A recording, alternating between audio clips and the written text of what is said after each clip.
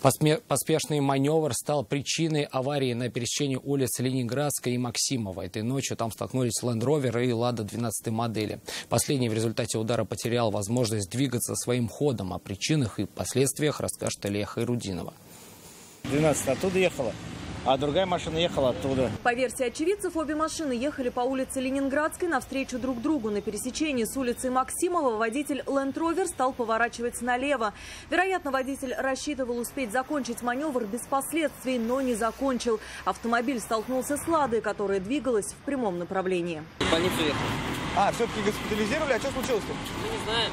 Несмотря на довольно сильный удар, никто из участников ДТП не получил серьезных травм. А вот Ладе не повезло. Если иномарка практически не пострадала, то у отечественного транспорта была разбита передняя часть. Автомобиль покинул место аварии лишь с помощью эвакуатора. С высокой вероятностью ответственность за произошедшее понесет водитель иномарки. Алия Хайрудинова, Ленар Гинатуллин, Наиль Абдуллин, вызов 112.